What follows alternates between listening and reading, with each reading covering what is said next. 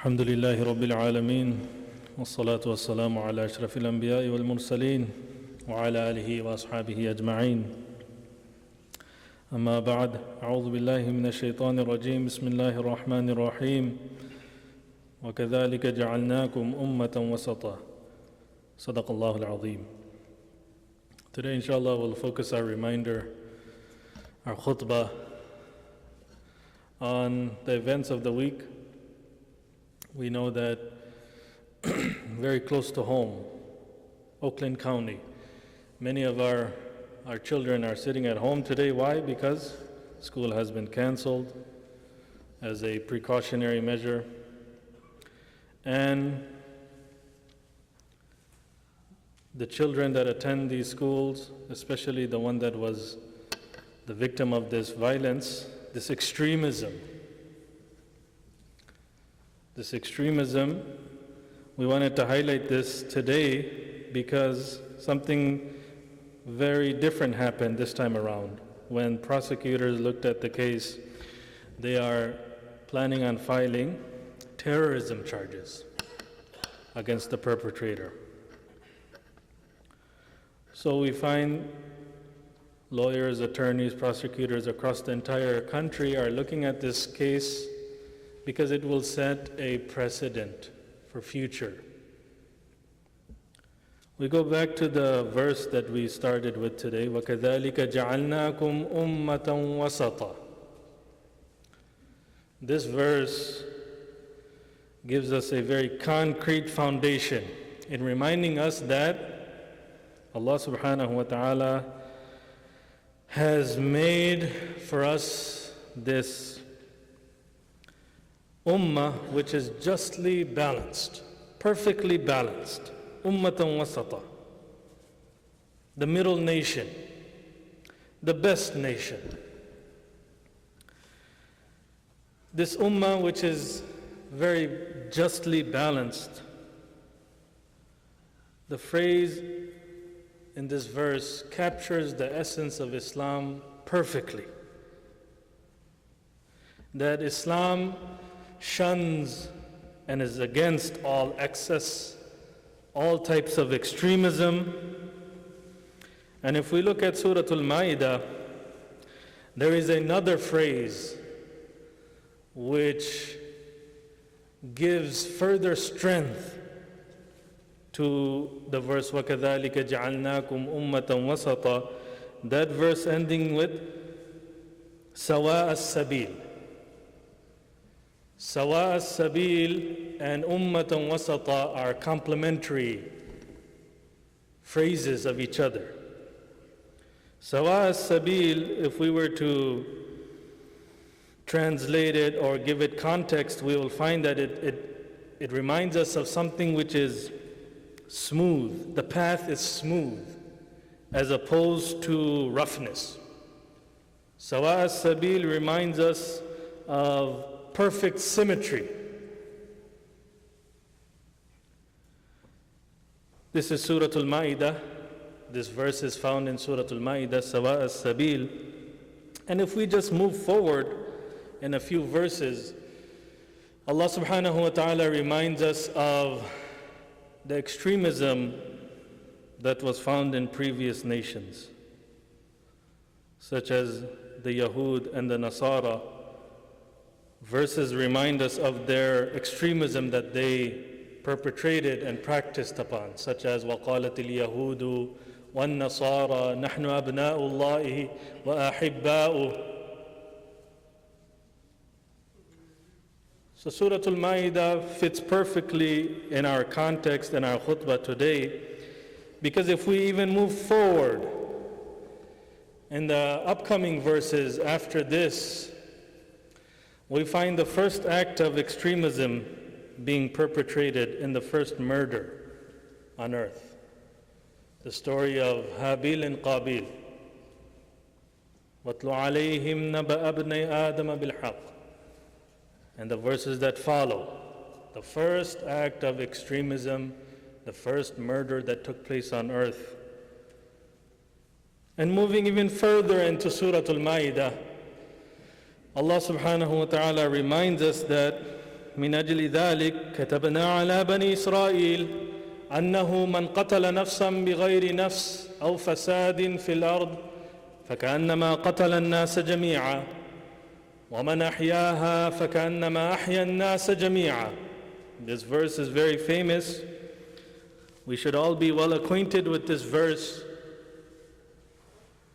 Why?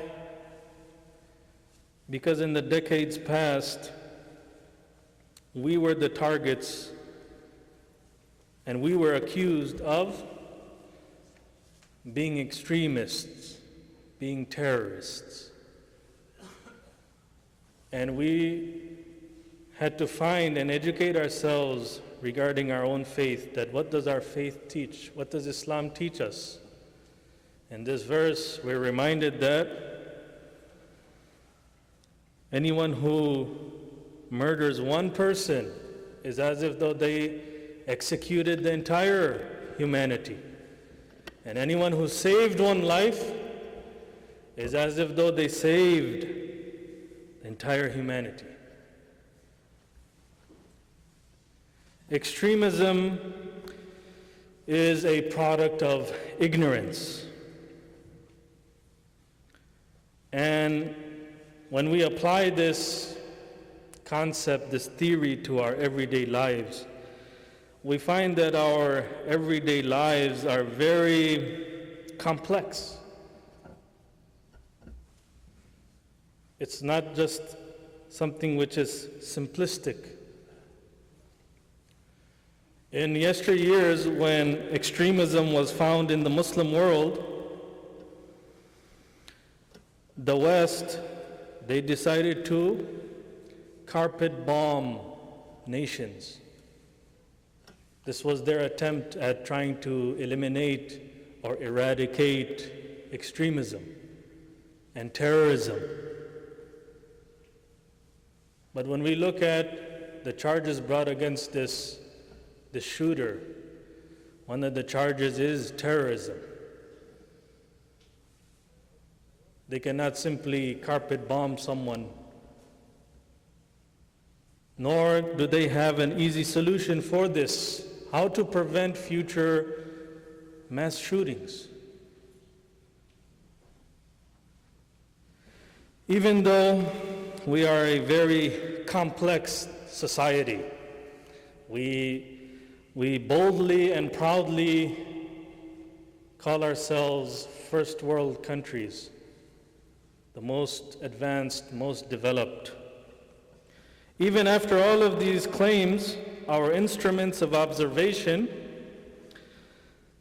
our intellect, we cannot find a solution to prevent the next mass shooting. Yes, definitely there are attempts being made at such as anti-bullying campaigns, and these campaigns and these efforts cannot be discounted. But when we see what is taking place right before our very eyes, we see that there is no satellite observation, there is no imaging system, there is no supercomputer that can give us a solution to preventing this next mass chaos. Yet we all know that there has to be some solution. We need to find a solution. If we look at some simplistic things, examples such as our physical well-being. Our physical well-being, it requires a well-balanced diet. We should follow a course of moderation. If we look at our economic, social, our spiritual well-being, we find yet again demands being placed on a balanced approach. For all of us sitting here, these categories, these topics, we are very fortunate enough to sit here as believers, as Muslims. Why? Because we can easily go back to divine guidance. All of us sitting here, we can resort back to the Quran, to the Sunnah of Nabi sallallahu alayhi wasallam, and finding solutions to our everyday challenges. No one is more conscious of this than a believer who turns to Allah subhanahu wa ta'ala 5 times a day in salah, supplicating ihdina as-sirat al-mustaqim, repeatedly ihdina as-sirat al-mustaqim, that, oh Allah, show us the straight path that avoids the 2 extremes, ifrat and tafrit. Allow us to remain in a path of moderation. This is the ummah that you and I belong to, which is perfectly balanced. And if those of us sitting here who are fortunate enough to be born into a Muslim family, to be born into a Muslim household, if we cannot appreciate Islam, then let us just ask our revert brothers and sisters. We will get the answer from them. We will get the answer from our revert brothers and sisters that after they have accepted Islam, they were impressed, and they are still being impressed every single day at the simplicity of Islam, the profoundness of Islam, the clarity of Islam, the logical soundness of Islam.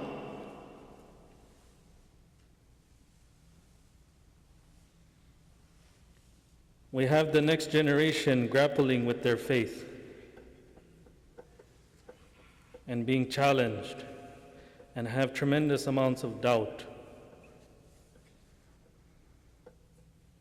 So we sit here and we remind ourselves at the occurrences of the week. The occurrence of the week was an act of terrorism, an act of extremism. We sit here as parents and guardians with our children right beside us, and we make dua that may Allah subhanahu wa ta'ala allow for our future generations to find solutions to the challenges of everyday life. Every single generation brings about their own sets of challenges. This generation is grappling with being bullied, being different, being depressed, and anxiety, and how do they let that out? In acts of extremism.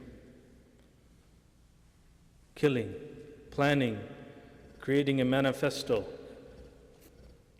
So we sit here as parents and guardians. Not only do we make dua and seek assistance from Allah subhanahu wa ta'ala, but we also want to demonstrate to our youngsters that we are here for them, we support them, and we will do everything in our capacity to help them along their path. أعوذ بالله من الشيطان الرجيم بسم الله الرحمن الرحيم ويضع عنهم إصرهم والأغلال التي كانت عليهم بارك الله لنا ولكم في القرآن العظيم ونفعنا وإياكم بالآيات والذكر الحكيم إنه تعالى جواد كريم ملك بر رؤوف رحيم.